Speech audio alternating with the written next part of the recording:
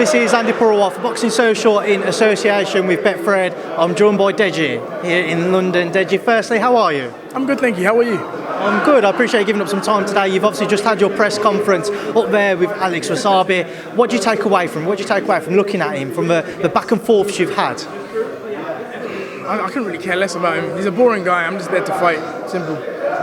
You've had past experience in the boxing ring. You're yet to taste that feeling of success. Do you feel the pressure to be successful on Saturday night against Alex? I wouldn't say there's any pressure on me because I put in the work. Simple as that.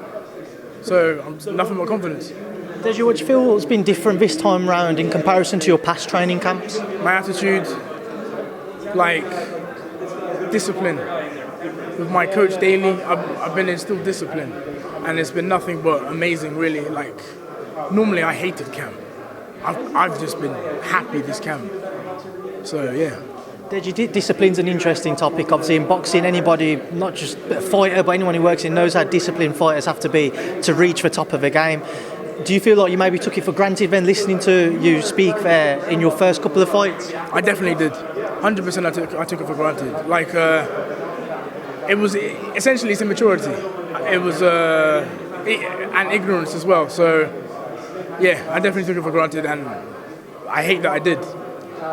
When you go back then and you look back at your past experiences, you go into Saturday night now, how much do you feel you've learned, and how much better do you feel you are? How much better prepared do you feel you are? Way better. Way better.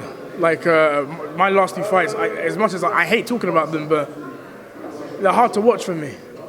They're very hard to watch for me because I know I didn't put the work in, and I know when I was being told what to do, I didn't do it. I was just slacking off, prioritizing other things over my boxing, over my training. So yeah. I mean, with this fight then on Saturday night with Alex, what should everybody expect to see? A win. I expect to see a win. Any preference, but do you expect it to be one which is stopped by a stoppage victory, or is it one which goes the distance? Obviously, I would love a stoppage, but I'm not gonna be looking for a knockout or anything. I'm there to box. I want to show people what I can do, and if the opportunity's there, then yeah, I'll take it. Do you feel there's bad blood between yourself and Alex? Of course not. No. He's a friendly guy. He's a lovely guy. He's out here doing. I believe he's just doing this for relevancy and money. I'm doing this for myself and to prove a lot of people wrong, so yeah. You said obviously proving people wrong, and listening to you talk there and opening up on how kind of difficult it is to look back on your past fights. Success for you on Saturday night, is there a future in boxing for you? Is there more names you want to target? 100%. Joe Weller, Bryce Hall, I'm down to fight you guys. If you want to fight, of course. And yeah, there's definitely a future for me in boxing, taking this W. I mean, the Joe Weller one's an interesting one. Obviously, he's proved to share the ring with your brother. Is that something which, again, you feel like could be an achievable fight to make? 100%. I mean, it's all down to Joe Weller. If Joe Weller wants to fight, I'm down. He's been very, very quiet. I've mentioned your name numerous times, and you still haven't said anything on social media or anything. But you know, I'll see him at the fight.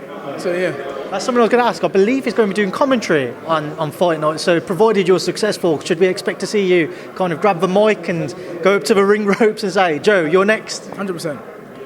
100%. Obviously, I saw an interview you did yesterday as well, where you mentioned Jake Paul and how you'd love that rematch. Is that something which is something you can see happening in the future, whether it be a couple of years away, or something which is kind of just in hope because of what Jake's looking to do with his own boxing career?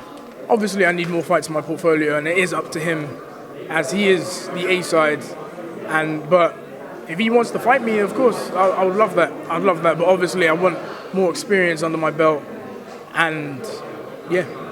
What have you made of Jake's career since he's progressed, since he fought you, and where he's gone since?